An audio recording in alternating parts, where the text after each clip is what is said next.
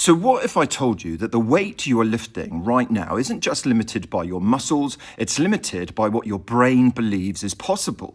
Because, one of the most powerful performance enhancers available to you is something that you already do every single day, and that's self-deception.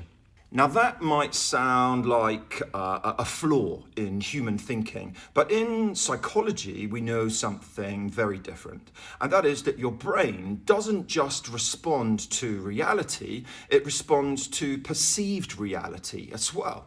So research in sports and exercise psychology shows that expectation, belief, and perception of effort can directly influence physical performance. In fact, there are studies on perceived exertion, often measured using rate of perceived exertion scales, show that when effort feels easier, people can go further, they can lift heavier, they can endure longer. So let me show you, give you an example, let me show you how to use this simply and deliberately. And this is where we adopt what I call the hypnotic mindset, which is a focused, absorbed state where you expect the suggestions that you give yourself to be your reality.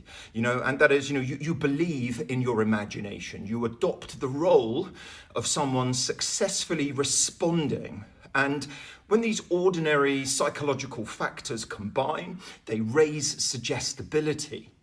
So the first step, before the lift, just, whatever lift that may be, I'm just using a curl as a simple example. Just take a moment while you have your hypnotic mindset, focus your attention and become absorbed in your breathing, and narrowing your awareness onto the task. And that alone is enough to start shifting brain networks that are associated with effort and fatigue.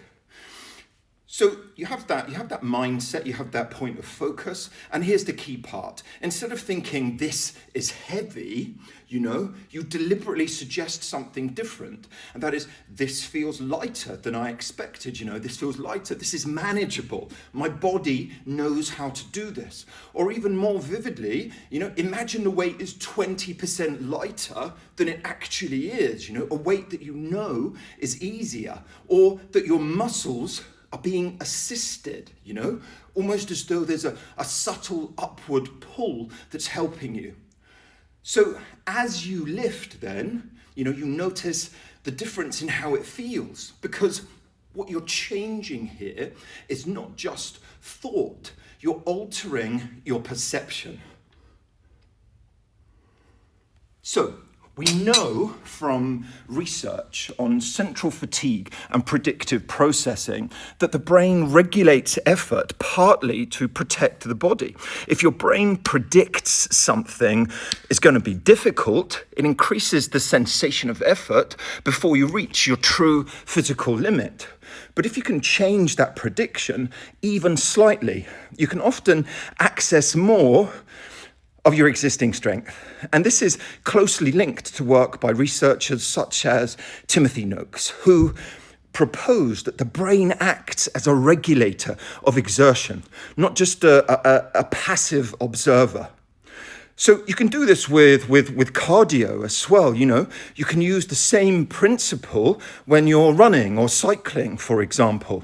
So instead of focusing on fatigue, you imagine that you're running or cycling slightly downhill, People actually and naturally adjust their stride, their posture, their effort based on that expectation, It feels easier, not because the terrain has changed, but because perception has. So here's the takeaway. Your limits are not just physical, they are interpretations. And when you learn to skillfully influence those interpretations, through focused attention, through suggestion, delivered to the self, and controlled self-deception, you can unlock performance that was already there, but previously held back, perhaps, or for example. So, your body listens to your brain. So the question is, what are you telling yours? Cheers.